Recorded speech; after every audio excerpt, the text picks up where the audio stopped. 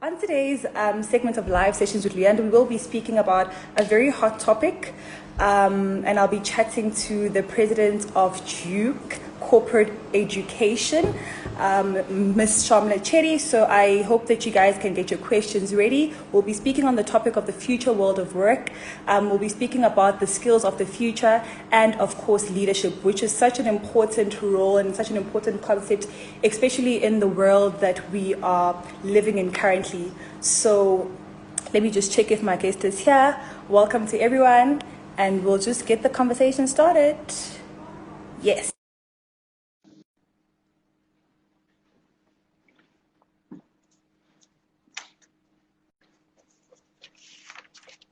Hi. Good evening. How are you, Shamla? It's wonderful to be on your Instagram show today. Thank you so much for accepting the invitation. I think more than anything, we're quite honored to have you here, and we look forward to having this conversation with you. Good, thank you. I think before we start, I'd just like to mention that Shamla is an award-winning businesswoman. So big ups to that. Congratulations. She was awarded Business of the Year award in 2016, which is an incredible achievement. And we do hope that we will learn a lot from you tonight. So I think before we start, we can just start off by you telling us a bit about yourself, your professional life and educational background. So a little bit about myself. My bio is online, but I consider myself an activist by nature. Meaning that, whether it's women issues, whether it's education, whether it's learning, whether it's a societal change, I consider myself an activist wanting to be a contributor to the change. Prior to this, working for Duke CE, I spent 19 years in banking. I was the head of human capital. I kind of had been through multiple different roles within the bank. And then I started Duke in South Africa as managing director, then became a regional managing director for South Africa, then the head of Africa, then with having Europe under me, regional managing director for Europe and Africa, global head, and then of course president, leading the markets around the world for Duke, US, Africa, Asia, US, and UK, and Europe. I think just by you explaining your journey and your professional life, we are amongst greatness, guys. So I think we need to use every single bit of this chance that we have. And I think before we get into the crux of the conversation, for you to have built the career in the way that you did and to propel thus far, we'd like to know if you could offer us 3 tips on how to build a professional career, vertically. How did you do it? I think one, you must be prepared, learn quickly, take up the most difficult assignments. Often I tell this to people, put your hands up for the most difficult assignments. And the reality is that you're going to work hard, so deal with it. So, as a woman, you need to understand that you're going to actually sometimes take 2 jobs. And sometimes you need to balance your family, your work, and all the extended family issues around it. So, to adapt and have an adversity mindset, because you could deal with its challenges and take the challenges so a lot of times I find people complaining, and I often say, based on what? Find opportunities in your career. The path is going to be difficult, and the journey is going to be long, but persevere. And if you fail, it's okay. Understand what are the lessons that you can learn in that failure and just move on. And then the most important thing is that be systematic and understand what your own vision is, right? Meaning that if you have a vision, put it in place and say, how am I going to achieve it? And be realistic as well. Sometimes people say, well, I want to be a CEO, and they've just started, but, put the plans in place. What exactly are you trying to achieve?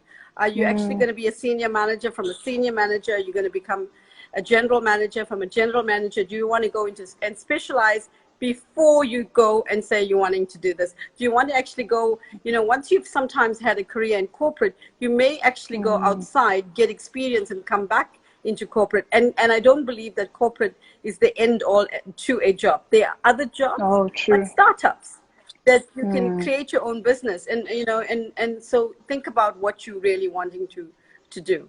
You know, I went into banking, and then I went into education, you know, totally different. Two different sectors. I think that's such incredible advice, Shamla. And I love the fact that you mentioned failure, because we would look at you now and think, oh my word, you've gotten to the point where you are, and not really realizing that you probably fell so many times in the journey. But what made you persevere, obviously, is the fact that even after every failure, you learned the lesson, you kept it moving. And I think that's such an important thing that we as young people and as, you know, young women that are looking at growing in the corporate space or whatever space that you're in need to really, really learn. So what is life like in the shoes of the president of a global market at Duke CE? What is your day like? What are you responsible for?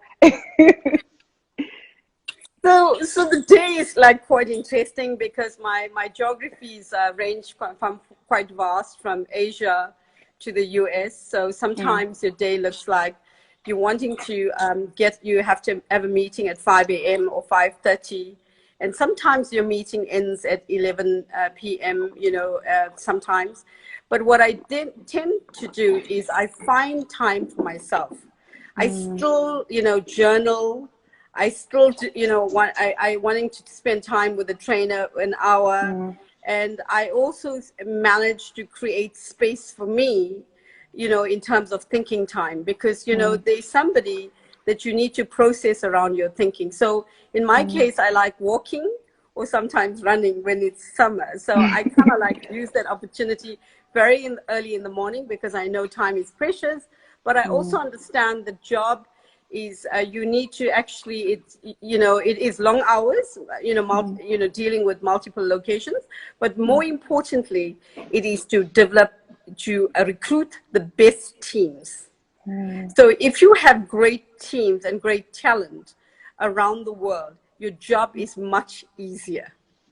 So, you know, and hire people that are exceptionally smarter than you, you know, and that are brighter, that can actually help you to lead organizations and countries to new and solve problems differently.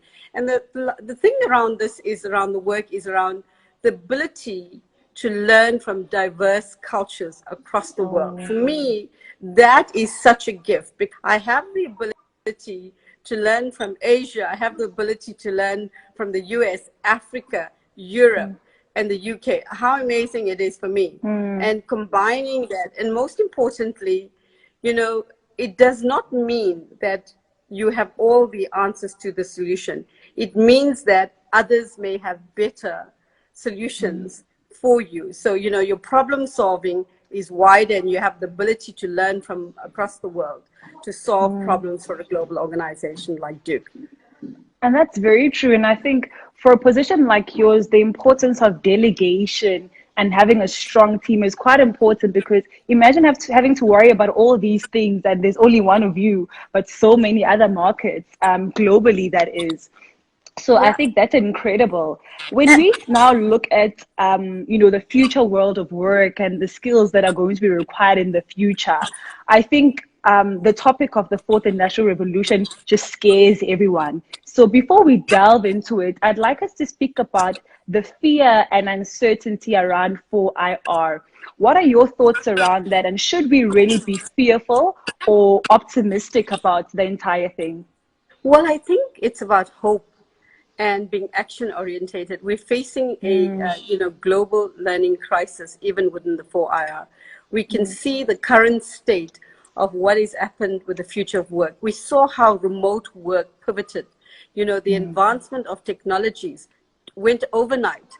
You know, a lot of people thought that the technologies was not actually going to pivot ahead. But we fast forwarded 2 years ahead. Now you're seeing, you know, schools, you know, in terms of where they are with technology, right? You're seeing work, you're seeing families learning together. You know, I was actually on a day where I was invited for a meditation session, and this particular client not only invited the staff members, but invited the kids and the families to join this process, and in a way, because they understand that the stress regarding COVID-19 and how this is shaping the state of people's mind and the stress it's causing families. So they thought, well, why not create a space regarding this? So the Industrial 4th Revolution, in a way, is changing the way we engage with content. The data, analytics, information is accessible, and it can be more personalized to our needs and our interests now than it was. Of course, there is fear. Of course, we all grapple with, we don't really understand how it's going to work and the implications for this. And of course, there's inequalities because people don't have access to Wi-Fi. So I think that's the fear. Until we make, Wi-Fi easily accessible to a larger population, and that could actually help with the inequalities. For me, the fear of knowing that the child that does not have access to Wi-Fi, considering COVID-19, and we are teaching them on a WhatsApp, and they don't even have data because maybe the parents is unemployed, and so the access becomes an issue. So that is the fear, and of course, without doubt, how do you perform responsibility using technologies with AI and all these things? You have to do this in a way that it enhances, job creation and not destroys it.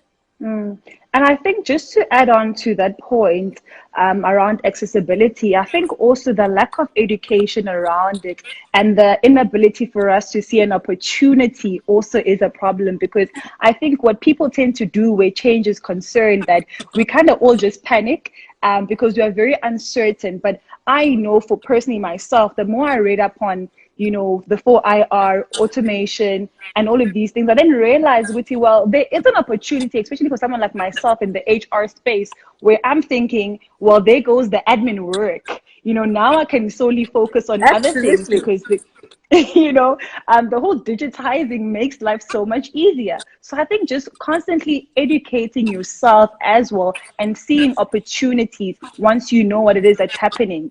But now when we bring it back to work, what is the role of the organization where, development obviously is concerned with the employee? I think the one thing is that organizations need to deploy broader skills, right? And a lot of time people say to me, it is just AI or it is just a STEM. It has to, there's new tech that is evoking all the time. So how are organizations helping the employees to reinvent themselves by requiring a broader set of skills that they can have access to change, engage with content that's different? Very much what you're talking about, you're in HR, an FMCG client as an example, they can now recruit graduates, 5,000 people in less than a month, as well as give them access to that content. So it means that, can you actually do that? But somebody like you, how are you skilled, with some of the new skills and capabilities? What are organizations doing to create new jobs? A performance management coach, are they creating jobs that's called a chief happiness officer that can take care of the well-being of organizations? CEOs called new purpose officers. So those type, is there an empathy officer? Is there a chief trust officer? So, are organizations organizing for the future? Are they changing in terms of saying, these are the new skills that are required? Let us actually manage that. And also the younger generation like yourself, the gig economy is huge at the moment. So, giggers want to be more flexible in terms of the workforce. Our policies change. They're wanting to take assignments that are exciting, that have a huge social impact. You know, a lot of these giggers want to create their own brands. They don't want to stand behind big organizations. So are organizations creating those opportunities for those individuals? And I'm so glad you touched on the gig economy and also looking at the state of, you know, the young people now and how they operate. So if you are in a very much conventional firm that does things like the traditional way, how can we as young people now bring that, you know, that new perspective, that new exciting terms, to introduce it? Because I think at some point somebody needs to start the conversation, and obviously being the people that are at the forefront and are the ones that are going to be affected mostly, how do we start having that conversation, especially in organizations that are very much traditional?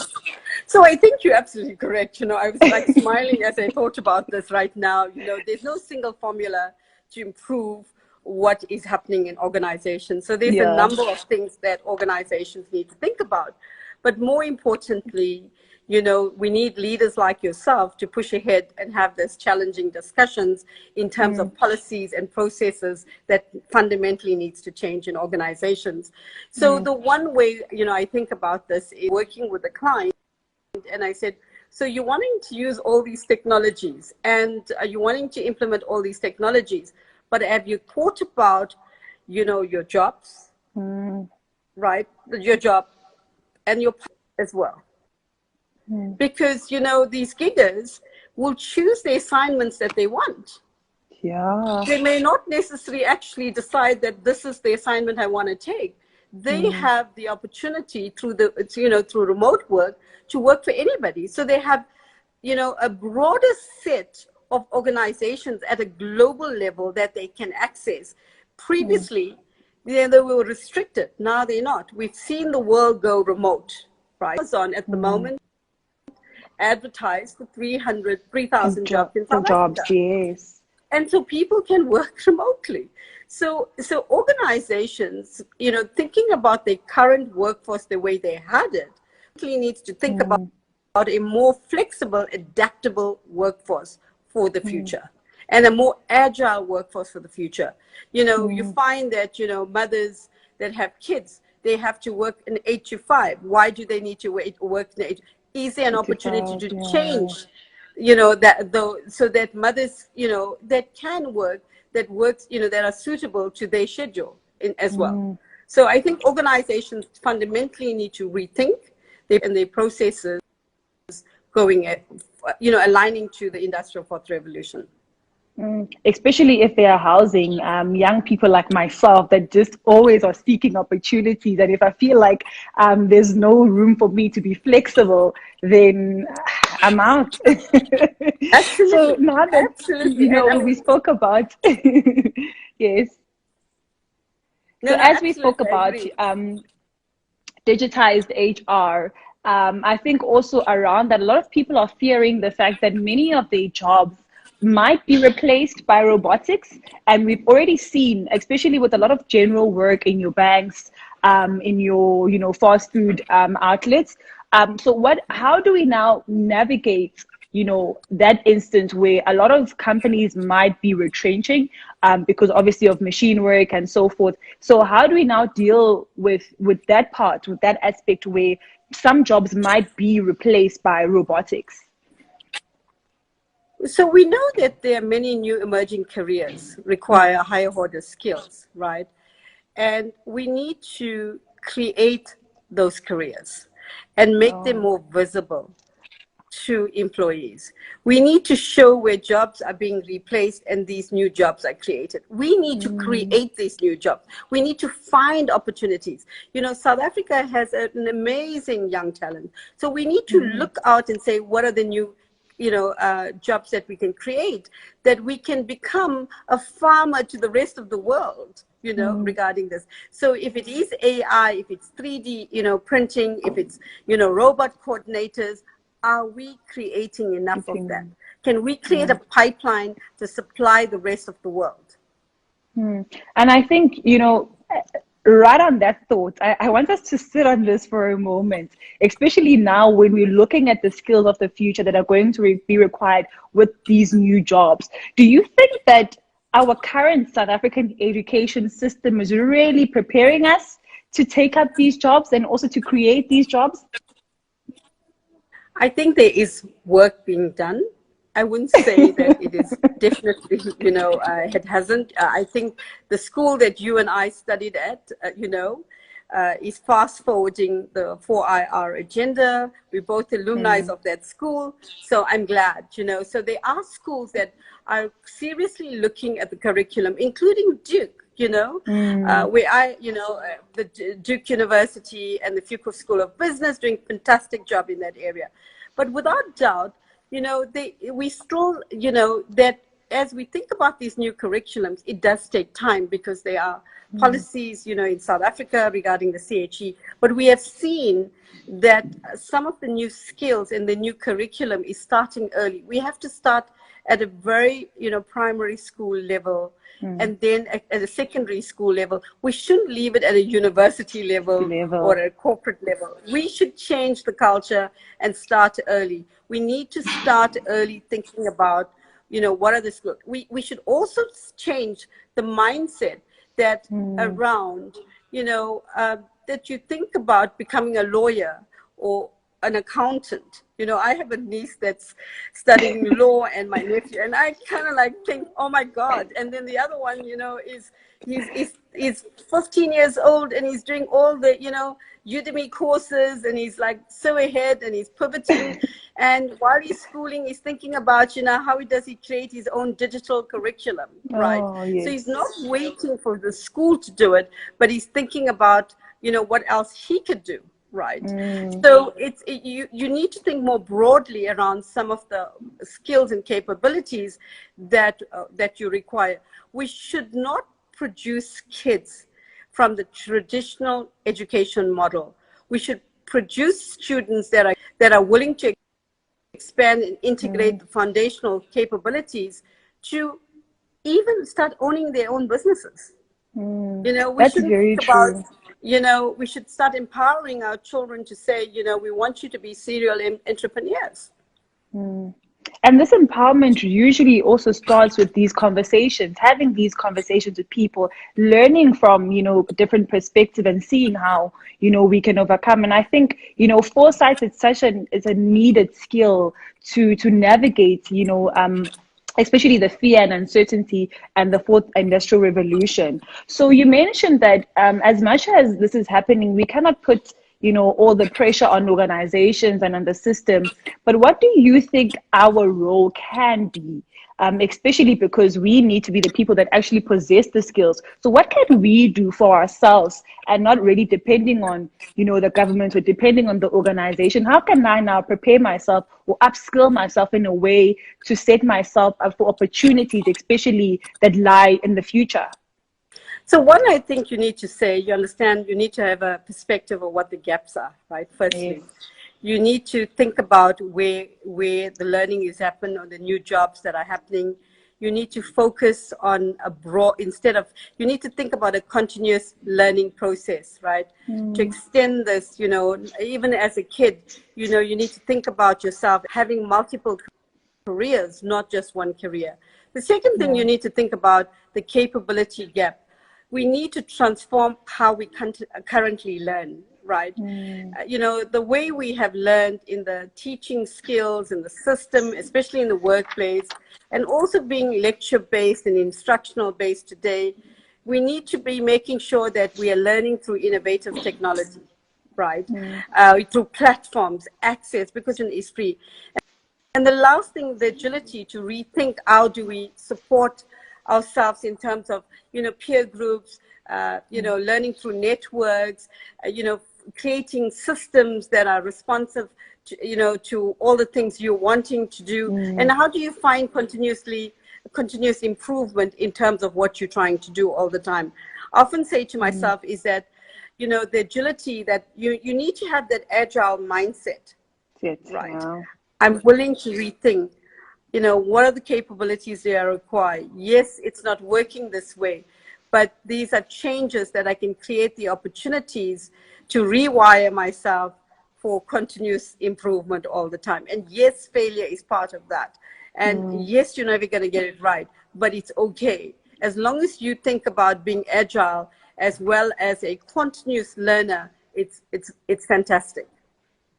So we need to constantly be learners of life. And I think also just adaptability, because I think we struggle a lot with change management. So I get it. We need to be very much proactive as well, and not wait for change to happen, and not wait for development to happen upon us, but we can, while waiting, be doing something about it, which I think is impeccable. So as I was reading up on some information about you, I then realized that there's an activist that you happened to mention in the beginning when you're introducing yourself, that you are an activist at heart. And, your leadership credentials were developed at a very young age. And I also learned that at the age of 16, somebody told me that you happened to be expelled. I want us to sit on that story for a bit, because we look at you now and we think, expelled? Oh, how did that happen? So, and as you know, I'm the child of the late 80s. And Yes. during apartheid in school, I led the boycott. And, it was quite volatile at that time. And of course, I studied at Rao, as you could imagine, later on in my life. But during the apartheid, in one of the, I got expelled at school because I led the boycott and I led the march. And of course, you grow up with tear gas, you grow up with, about learning very early in your career about injustice. And as a kid, you look around you and you say, there's so much injustice happening, and I'm going to fight for equality. And very early, as part, people say you've developed leadership skills, and you say, well, actually, all the environment contributed, because you saw quite early around this. So of course, I am an activist. I fight for justice, whether it's women, whether it's education, whether it's children's rights. And as a kid in the 80s, I was expelled, beaten up, bitten by dogs. And it was quite a horrific experience. Of course, there was a case, that we went, we took the director of Indian education back, to court, and we overthrew that piece. And then we all were admitted back to school. And I'm sure your parents will share those stories. But I think more importantly, there were a lot of lessons learned about me as a person, around my own personal transformation. What did I learn regarding the system? And then, and how did I use that experience to enable the opportunities that I have right now? Meaning that, how can I transform society, enable, the future of education to look differently? And I can become a contributor to helping society, whether it is doing a program for rural women. I often say Duke CE does not necessarily work at the higher level only. We work with principals program, we work with women, rural women, and women empowerment programs as well. So, and there are times that we have to think about giving free education too. Many times I think about in custom education, how do we actually give out free education? Custom education to areas, or, opportunities for other women, or, in an area that is problem-centered, that we can help a society. And I also learned that you founded a foundation, or rather initiative, Women Leading Africa Board. Tell us a bit about that, and what was the purpose for you to do that? So I was, board, and I sat there and I said, my goodness, it's my first experience on a board. And I felt intimidated. I thought I could never ask a question. And I was faced with all these men.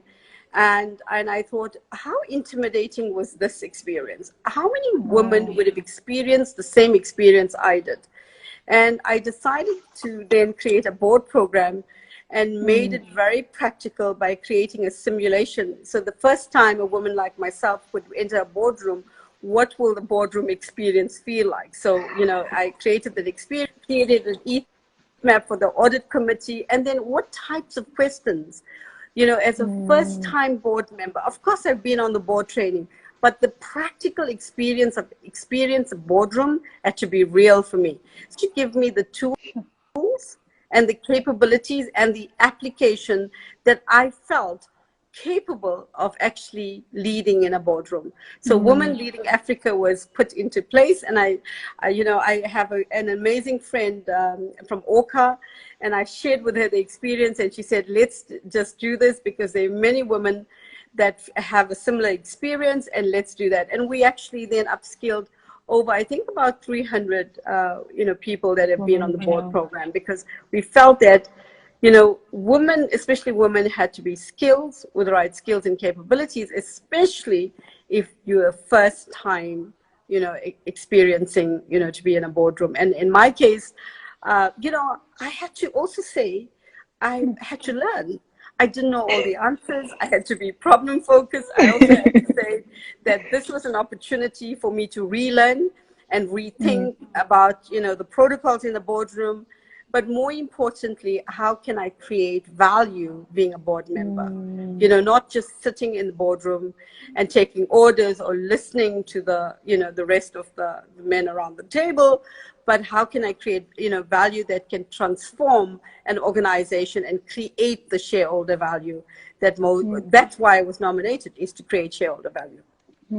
I think it's such an important and needed, you know, platform, especially because many of the systems, Shamla, were not designed to empower women, you know. So now that we are actually occupying these seats and you finding our presence in these spaces, so often than not, when women get there, because they don't feel empowered, they don't, you know, contribute in the way that they would be, but rather now they'll be intimidated. So I think it's an amazing platform, and I think we need to start having these conversations on how to empower women, not only in the boardroom but in the corporate space as well, because I think we're really at a point where we need to get used to the idea of women being in these specific positions, because previously it didn't happen.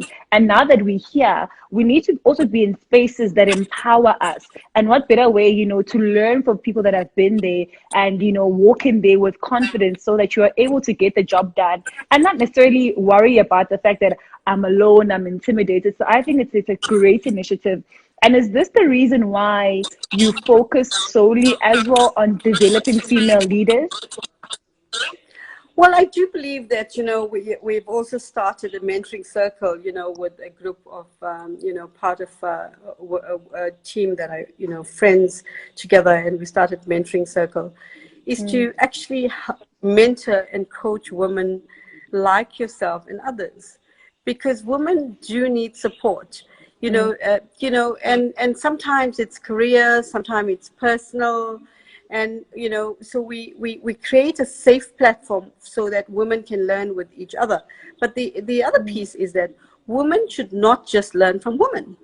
You know, there is a need that women have to learn, you know, learn from other young men. So we've created the opportunity that as we think about the mentoring circle, we just didn't have women, we had men join the process as well, because we wanted to hear from their perspective what's going on. So, and then, you know, it's around co-learning. And then the second, the piece around is that women do need sponsors too. You know, you do need sponsors to help you in your career. So yes, you know, a lot of time, you know, women will say, well, you know, I got there through hard work. Yes, you know, there's also luck too, by the way.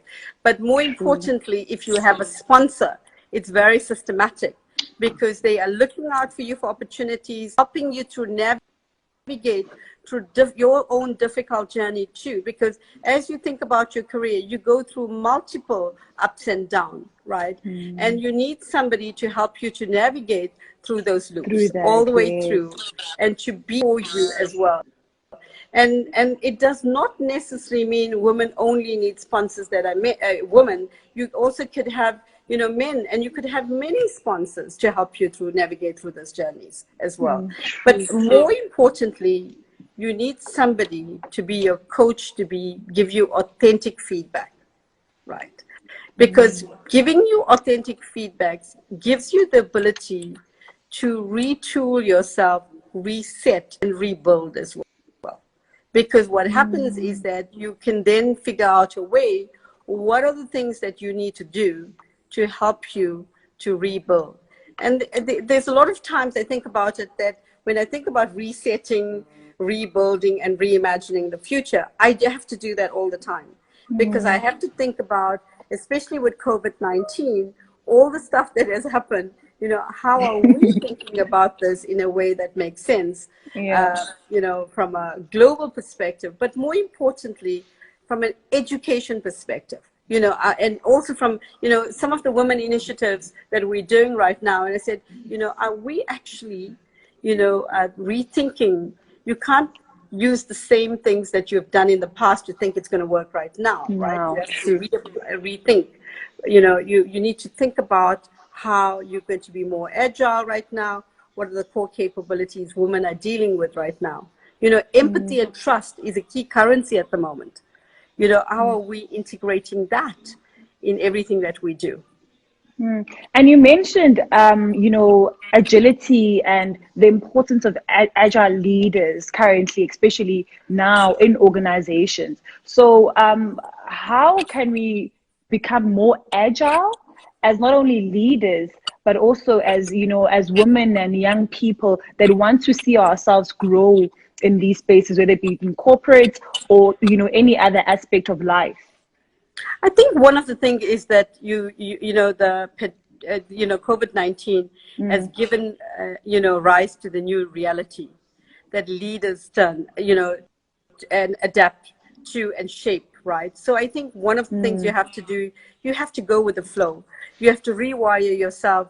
You know, I often hear people telling me how bad everything is, and I'm saying, I know it is bad. I'm watching television, I'm seeing everything, I'm seeing the news, I'm seeing the increase in infection. I know this, but I have to be responsive to the changing context and figure out a way how I can think ahead of the curve.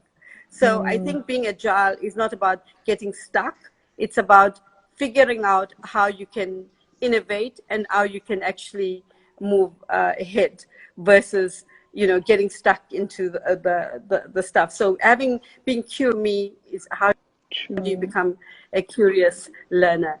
And also, you know, as you think about where you are, you know, sometimes as you think about your career, you may actually wanting to extend this into multiple careers and explore new opportunities too. Right? It doesn't mean that you have to go in a single path. You know, we all decide to go in a certain route, but decide to take another route. And it's okay, because you have the ability now to rethink and innovate yourself and prepare yourself that is different from the future. And also think about the future as an opportunity. You know, I think about, yes, you know, there is a lot of unemployment, but is there an opportunity for us to reinvent ourselves? Is there an opportunity to create new roles, new jobs for us, you know, regarding COVID-19? And the answer is yes, there's always an opportunity. So as we wrap up, I'd like to find out from you, how do we overcome adversity, especially during these times, as leaders, as, you know, as employees, as students? I think create an opportunity for yourself. Have a curious mindset. You know, have adversity. You know, adversity is there. Rewire yourself. Think about ways that you can actually find ways for improvement, and also be open to new opportunities. If, for instance, if you see something that doesn't work, it's okay. You know, think about failure as a learning opportunity, not as something that holds you back. And more importantly, you know, in a time like this, be ethical. You know, I think ethics plays a big role, especially where we are. And, you know, and you know, you're going to reach crossroads, but stick to the straight regarding where you're going. That's very, very important. And I think during times like these, people often want to take shortcuts and, you know, do things that are very much unethical, because obviously it seems like the easier thing at that point. But that's a very, very important point, constantly, you know, at all times remaining ethical. So before I let you go, if you could describe your journey in one word, what would it be and why? I think for me, my journey has been agile, meaning that Ah, it's I found this as a continuous, and mm, it's a pathway I had to rewire as I went through, and it was had to rethink and relearn all the time. mm, And I also understood that it wasn't an easy journey, but I was willing to shape my career as I went on by putting the hard work and mm, willing to create new realities and give rise to new hopes and new dreams that I had, and the opportunities. You know, my mm, grandmother was an entrepreneur.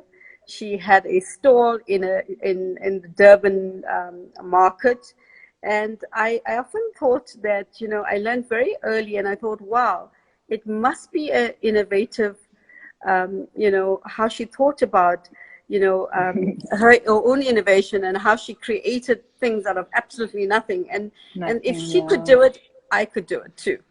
Mm. That's a you're an incredible leader. I mean, it's the first time I'm having a conversation with you, but I think through all the material that I've been consuming and getting to know you, I think what stood out for me was really your passion in developing women into leaders, you know. And we thank you so much for your work, and we thank you so much for this opportunity as well. I'm hoping that one day I'll have the opportunity to meet you and have, you know, more conversations. But for the purpose of this live, you've been incredible, and thank you so much for the wisdom and, you know, the pearls and information that you have given us here as young people. Because I think everybody here on this live session is looking at growing and seeing how they can be better, especially preparing themselves for the future world of work. And I think you've given us incredible information. And thank you so much. Thank you. Thank you so much. Thank you. Have a great night. Thank you. Bye. So before you guys leave, I'm sure you're wondering where you can access information regarding everything that we've spoken about. So as you can see on my pinned comment, please do visit nest.imfundi.com. All information you'll find there, please, guys. And also, if you guys have been following me, you'll see that I've been reposting and sharing a lot of content from their page. It's incredible. It will really equip you with the skills that you need. It's free. So don't you worry, you don't have to pay for anything. Do pay the visit, sign up, and you'll have access to all this incredible information, online courses that are also free to equip you. And in like literally across the board, there's e-commerce, there's literally everything. Check it out. And what I'll do as well, I'll also pin at the website on a story after this. So all you need to do is swipe up. And for myself and live sessions with Leanda tonight, thank you so much for being here.